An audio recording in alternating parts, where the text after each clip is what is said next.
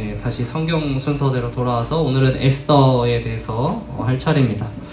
소위 말하는 그 역사서, 이스라엘의 역사를 담고 있다는 역사서의 마지막 부분이에요. 그런데 시대 순으로 보면 사실 그 역사 순으로는 끝났죠. 왜냐하면은 에스더가 마지막이 아니라고 제가 말씀을 드렸었죠.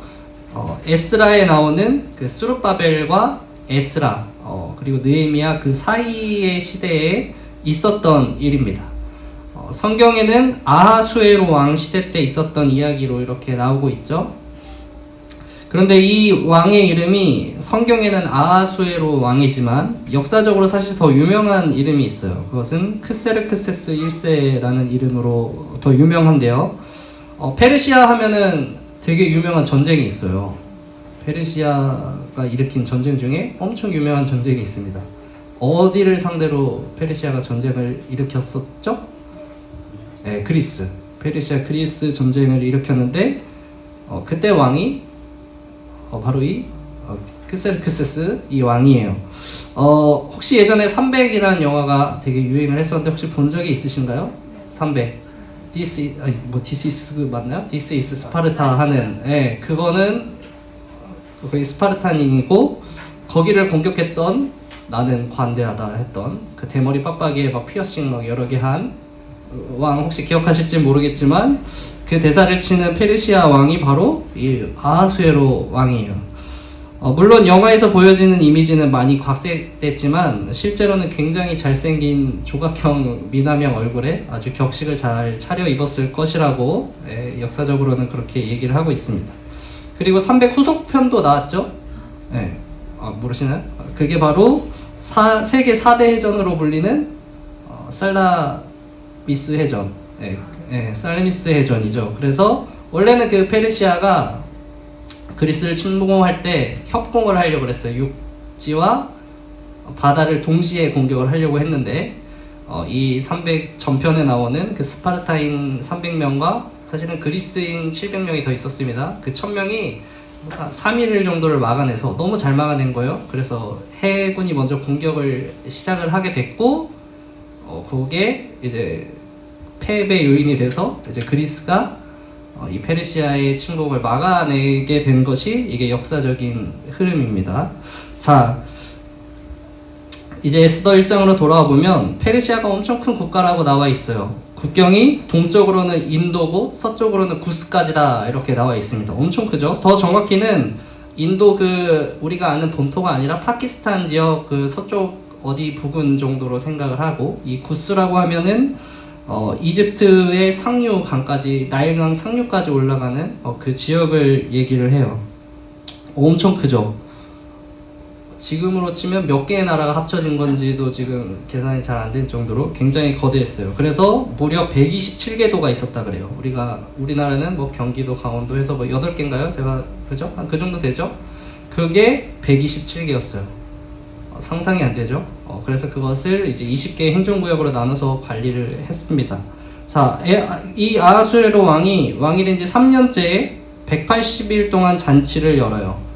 이 3년 후에 연 거는 사실은 왕이 되면 뭐가 일어났을까요? 그 시대에 반란이 일어났어요. 이집트 쪽에 반란이 일어나고 바벨론 쪽에 반란이 일어나서 이제 그것을 다 수습하고 이제 3년 만에 잔치를 연 거예요. 자, 다 무력으로 진압하고 궁으로 들어와서 지금 왕권을 이제 보여주기 위해서 사실은 무리해서 180일 동안 축제를 연 겁니다. 우리의 왕권은 이렇게 튼튼해, 강력해. 너희가 감히 반란을 일으켰어? 다 무찔렀어. 감히 대적할 수 없는 힘과 권세가 있다. 이걸 보여주기 위해서 사실 정치적인 목적으로 이 180일을 잔치를 연 건데, 또 그냥 그뿐만 아니라 사실 아까 말한 그 그리스 전쟁을 준비하기 위한 또 시간이기도 했어요. 그때 이제 장군들 다 들어모아서 작전 그런 거 다 통달하고 같이 얘기하고 의견 나누면서 계획을 짜는 또 그런 시간이었습니다. 그래서 이 180일 동안은 고관들이나 장수, 즉 뭐 공무원들이나 군인들이 참여하는 잔치였어요. 근데 뭐 그 사람들이 계속 와서 180일 동안 머물러 있었던 게 아니라 사실은 교대 근무를 한 거죠. 한 명은 여기 잔치 참여하며 한 명은 행정 보고 이제 날짜 바꿔가지고 이렇게 순서 바꿔 이렇게 로테이션 하면서 나름의 그 체계적으로 그렇게 잔치를 벌인 거예요. 자, 그러고 나서 이제 7일 동안 한 번 더 축제를 여는데, 이번에는 그 수산국에 있는 수산, 즉 수도에 있는, 우리로 치면 서울시에 사는 모든 시민들을 모아서 일주일 동안, 이때는 진짜 퍼마시는 축제예요. 그냥 술 마시고 막 남녀 뒤섞여서 놀면서 그런 잔치입니다. 근데 이 아하수에로 왕이 술을 많이 마시고 기분이 많이 업이 된 거죠.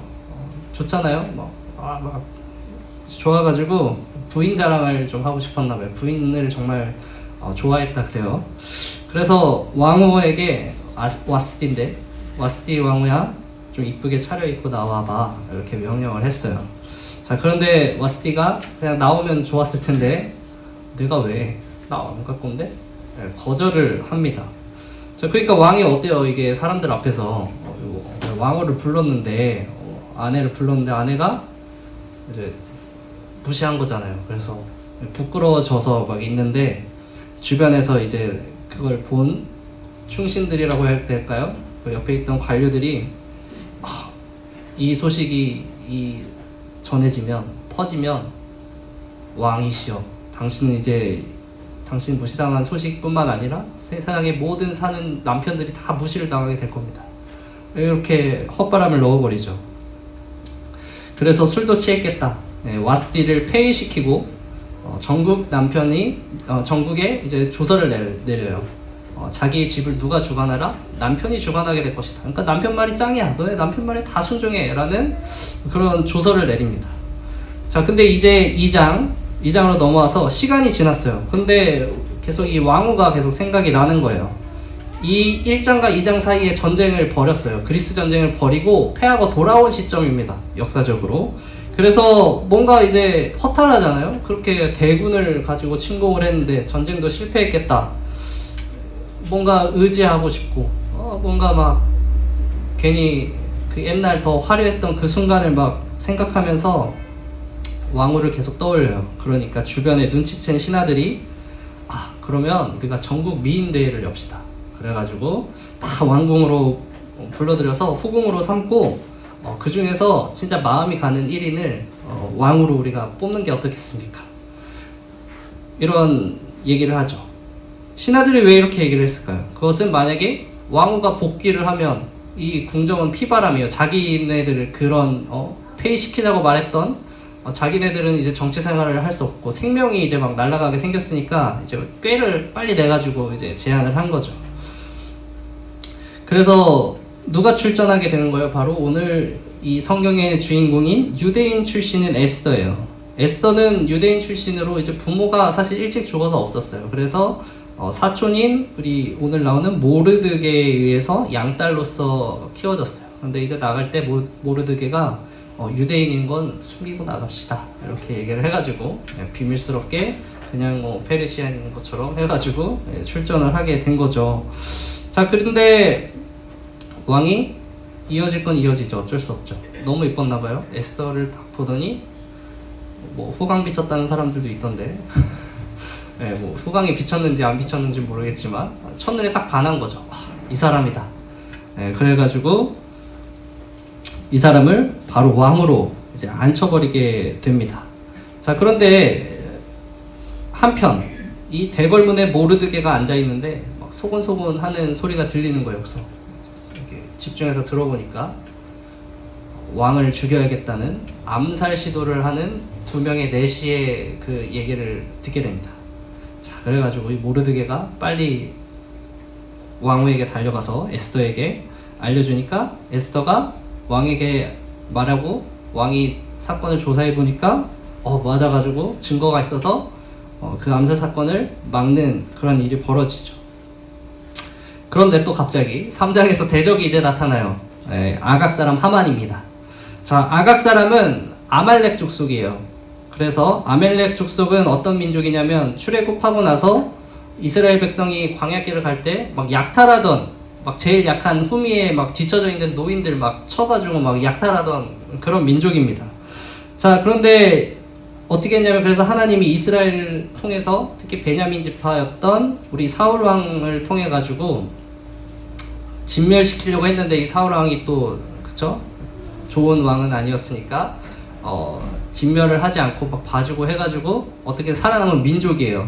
자, 근데 이 민족에서 페르시아의 고관으로 아주 높은 지위의 사람이 나오게 된 거죠. 자, 우리나라도 임금이 지나가면 어떻게 했죠? 조선시대 사각 보면은 백성들이 다 절을 하잖아요. 근데 이 하만이 지나갈 때도 이제 왕이 사람들에게 하만한테도 그렇게 절을 해라 시켰어요. 그래서 다 백성이 절을 하는데 한 명만 절을 안 하더라고요. 또 하필 이게 모르드게인데 이 모르드게도 베냐민 사람입니다.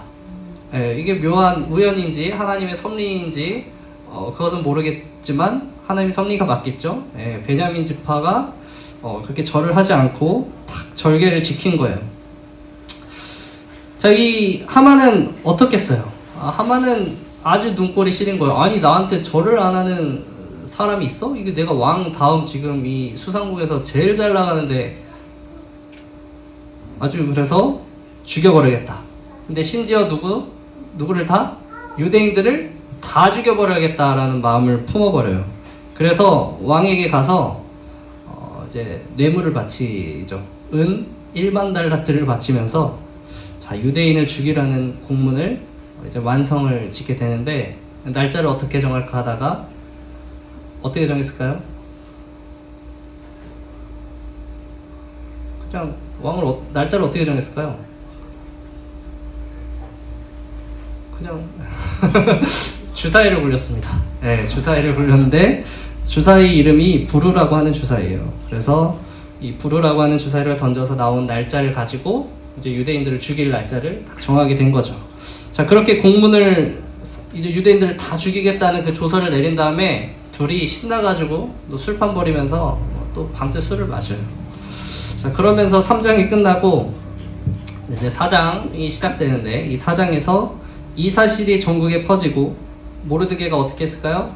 당연히 이제 우리가 좀 계속 자주 나오는 장면인데 옷을 찢고 굵은 베옷을 입고 머리에 재를 쓰고 뒤집어서 성중에서 대성통곡을 합니다. 그리고 지방 사람들도 이제 이 소식이 다 전해지자 애통하고 부르짖기 시작해요.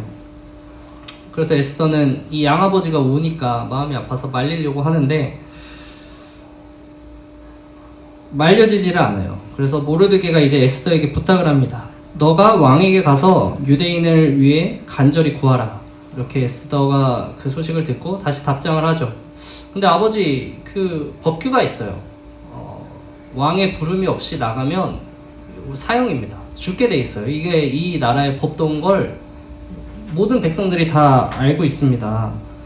그런데 지금 왕이 나를 30일 동안 부르지 않았습니다. 그러고 나서 이제 우리 본문의 말씀이 시작이 되는 겁니다. 다시 모르드게가 에스더에게 답장하죠. 왕후께서 궁궐에 계시다고 하여 모든 유다 사람이 겪는 재난을 피할 수 있다고 생각하십니까? 이런 때에 왕후께서 입을 다물고 계시면 유다 사람들은 다른 곳에서라도 도움을 얻어서 마침내는 구원을 받고 살아날 것이지만 왕후와 왕후의 집안은 멸망할 것입니다. 왕후께서 이처럼 왕후의 자리에 오르신 것이 바로 이런 일 때문인지를 누가 압니까? 모르드게는 지금 사실 대단히 믿음 넘치는 얘기를 하고 있어요. 유대 민족은 비록 지금 왕후인 에스더가 무엇을 하지 않더라도 어떻게든 하나님께서 구하시기로 마음을 먹고 우리에게 약속하셨으니 구하실 거예요. 그리고 하나님이 왕후를 통해서 유대 백성을 구하려고 지금 세웠는지 어떻게 합니까? 그런데 그 일을 하지 않으면 좀 어떻게 되겠어요? 왕후 당신의 삶이. 이렇게 얘기를 하는 거죠. 생각해 보세요. 그 후의 일은 한번 생각해 보세요. 이 얘기를 들은 왕후는 이제 고민을 하고 화답을 하는 거죠. 죽으면 죽으리다 라고 결단을 해요. 이후 모든 사건들이 이제 반전을 일으키기 시작을 하죠. 에스더는 당연히 왕 앞에 나아갔지만 죽지 않고요. 갑자기 왕이 잠이 안 와요. 왜 잠이 안 올까요? 잠이 안 와요. 그래서 마침 또 궁중실록을 읽고 싶어졌나봐요. 궁중실록을 읽어다오 했더니 얼마 전에 모르드게가 자신을 살렸던 그 부분이 읽혀지고 왕이 깨닫게 되는 거예요. 그런 일이 있었어?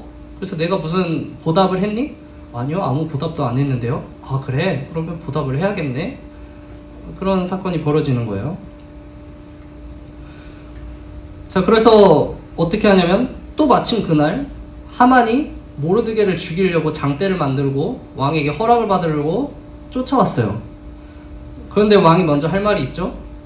모르드게를 너가 데리고 다니면서 거의 왕처럼 취급하면서 사람들에게 칭송을 받게 해라. 그의 이름을 높이도록 너가 말을 끌면서 사람들에게 그런 얘기를 전해라. 이런 얘기를 하게 되는 거예요. 자, 그렇게 만들어진 또 하만이 만든 모르드게를 죽이려고 만든 나무꼬챙이에 누가 죽게 되냐면 하만 자신이 또 죽게 되고요. 모르드게가 왕궁의 실권을 다 가지게 되는 사건들이 아주 우연과 같이 보이게 착착착 이루어지게 되죠. 또 심지어 이제 유대인이 죽었어야 되는 그 날에 유대인들에게 다시 특권을 줘요. 그날에 너희를 죽이고자 하는 원수들을 너가 죽일 수 있다라는 권한을 줍니다. 그래서 이제 오히려 자신이 죽음 당했어야 했던 그 날이 자신의 원수들에게 안갚함을 할 수 있고 복수할 수 있는 그러한 날로 변하게 되었죠. 그래서 유대인들이 이 날을 어떤 날로 지키게 되냐면 불임절이라고 하는 날로 지키게 돼요. 아까 주사위 명칭이 뭐라고 했는지 기억하시나요? 부르죠? 네, 그게 이제 불임절 이렇게 되는 겁니다. 이 사건들을 한번 성경을 통해서 한번 다시 보시길 바래요. 너무 우연 같고 너무나 어쩌다 일어난 일, 그냥 생긴 일처럼 보이지만 과연 그럴까 하면서 한번 읽어보시길 바래요. 자, 에스더서에서 중요한 게 있어요.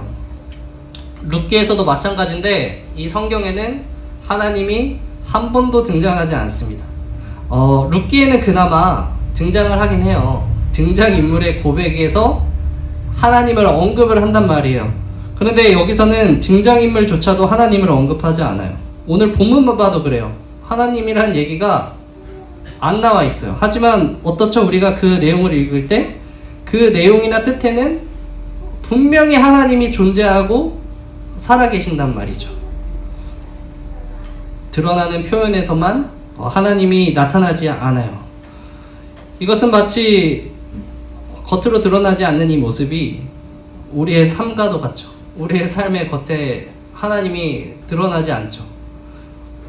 이 성전 그냥 하늘에서 뚝 떨어뜨려 주시면 하나님이 드러나실 텐데 결코 그렇게 나타나지 않는단 말씀이에요. 그러나 우리의 삶에는 하나님께 속했고 또 하나님의 섭리와 은혜 속에 살아가고 있다라는 사실을 이 에스더를 통해서 우리에게 말해주고 있는 거죠. 자, 에스더를 보면서 성경을 읽는 사람으로 하여금 느끼게 하는 거예요. 과연 이 모든 것이 정말 우연이고 어떠한 행운이 몇 번이나 겹쳐져서 유대민족의 구원을 이루게 된 것 같으냐. 이 일 가운데 하나님의 섭리 가운데 되지 않은 것을 너가 한번 찾아봐. 정말 이 안에 하나님의 섭리가 하나도 없어? 하나님의 섭리대로 안 된 게 어디 있어? 라면서 우리에게 반문하고 있는 것이죠. 우리도 우리의 인생을 바라봄에 있어서 이처럼 하나님의 인도하심과 그 섭리를 찾아볼 수 있어야 하는 것이죠. 그런데 우리의 인생은 불안정하고 너무나 과중해서 계속해서 하나님을 못 보게 하고 하나님의 섭리를 가리고 있다는 것이죠. 그래서 필요한 게 사실은 믿음이 필요하죠. 믿음이. 모르드게와 같이 하나님이 모든 상황을 통제하고 계시고 인도하시고 계신다는 그 믿음. 우리 성도님들은 우리의 인생이 정말 하나님 손에 들려 있습니다. 그래서 하나님께서는 어떤 방법을 동원해서라도 우리를 하나님의 나라의 참된 백성으로 입성시키실 것을 여러분 믿으시기 바랍니다. 그래서 인생이 믿음을 흔드는 것이 아니라 계속해서 인생이 믿음을 세워주는 삶이 되기를 축복합니다. 더 나아가서 여러분 그 인도하심과 섭리 속에서 자신의 위치를 깨닫게 되기를 또한 축복드려요. 나의 자리, 나의 위치, 하나님이 왜 이렇게 세우시고 살게 하셨는가? 사실 우리가 하나님 나라 갈 때까지 깨닫지 못할 수도 있어요. 왜 도대체 이런 인생을 살게 하시고 이런 자리 속에서 살게 하셨을까? 그런 우리에게 에스더가 받았던 그 질문을 스스로 하시기 바랍니다. 이때를 위함이 아닌지 누가 알겠느냐? 이것을 위함이 아닌지 누가 알겠느냐? 여러분, 우리가 영광스러운 자리를 위해서가 아니라 손해보고 고통받는 그 자리, 그 일 앞에서 하나님 앞에서 한번 기도해 보시기 바랍니다. 이것을 위해서입니까, 하나님? 이것을 위해서 이렇게 나를 세우셨습니까? 세상 사람들은 손해보면 그냥 손해보는 거죠. 고통받으면 그냥 고통스러운 겁니다. 그런데 우리 그리스도인들은 손해보면 하나님께서 다 갚아주시고 채워주시고, 또 고통받으면 하나님께서 우리를 위로해 주십니다. 그 상급과 영광을 알면 사실은 우리가 기꺼이 자원할 수 있는 거죠. 에스더는 죽으면 죽으리라 하면서 나아갔지만 이 시대 속 고백은 좀 다를 것 같아요. 손해보면 손해보겠습니다. 야근해야 되면 야근하겠습니다. 스트레스 받으면 스트레스 받겠습니다. 그런 고백이 우리가 더 잘 어울리죠. 그러나 하나님 손에 맡깁니다. 대신 이렇게 또 기도해야겠죠. 죽으면 죽겠습니다. 그러나 하나님 손에 맡깁니다. 이런 마음으로 살아가는 우리 성도님들 되시기를 바랍니다. 여러분의 인생은 이제 그저 운이 좋아서 불운해서 기쁘고 슬픈 삶이 아니고, 또 능력이 대단해서 능력이 부족해서 성취하거나 성취하지 못하는 삶도 아닙니다. 그리고 잘못된 것을 우상으로 섬기는 삶도 아니죠. 하나님의 인도하심과 섭리 속에서 하나님의 뜻을 이루어가며 사는 인생이 여러분들의 인생입니다. 하나님의 교회를 세우고 하나님의 나라를 확장시키는 이 일이 에스더가 아니어도 유대인들의 구원을 이루셨듯이 내가 아니어도 사실은 하나님께서는 교회를 세우시고 하나님의 나라를 확장시키시고 성취하시는 하나님이세요. 하지만 하나님은 지금 여러분을 통해서 이루고 성취하기를 원하시기 때문에 계속해서 인도하고 계시다는 거죠. 이게 사실은 얼마나 은혜입니까? 늘 말하지만 내가 쓰임받는 것이 정말 뭔가 특별하게 의롭고 잘나서 능력이 많아서 지금 나를 사용하시는 것이 아니라는 말이죠. 이 에스더서를 보면 사실은 이 시대는 굉장히 타락한 시대예요. 향락의 시대죠. 지금 축제를 180일 벌이는 동안 얼마나 술파티, 여자 파티였겠습니까, 사실. 그리고 이 에스더도 중간중간 왕을 위한 잔치를 열어요. 그러니까 왕에게 술 먹이는 거잖아요, 지금. 그러니까 우리가 생각하는 그렇게 의로웠던 사람은 아니에요, 에스더조차도. 그러나 하나님께서 은혜로서 그렇게 쓰임받게 하시는 거죠. 우리에게 가장 큰 은혜는 물론 여러 가지가 있지만 하나님께 쓰임받는 그 자체가 우리에게 있어서 은혜고, 그것이 영광스러운 일이라는 것이죠. 네, 저는 오늘도 이 새소망교회와 함께하고 지체로 쓰임받고 있음에 늘 감사합니다. 네, 하나님 왜 나입니까? 왜 나여야 합니까? 라고 질문하기보다는 한탄하는 것이 아니라 하나님 나여서 감사합니다 라고 그렇게 고백할 수 있는 우리 성도님들 되시기를 바랍니다. 그러면서 또 이런 생각이 드네요. 교회 이전 왜 꼭 저희여야만 합니까? 왜 이때여야만 합니까? 우리가 할 수 있으니까 하나님께서 시키시는 것이겠죠. 그러므로 이 일이 너무 고되게 느껴지지 않기 바라고 고난으로 여기지 않기 바랍니다. 분명 이 일은 하나님의 뜻을 이루는 일이고 하나님께서 지금 우리를 세워가시는 과정에 있음을 다시 한번 믿으시기 바랍니다. 네, 은혜로 살아가는 우리 새소망교회가 됩시다. 아멘. 기도하겠습니다.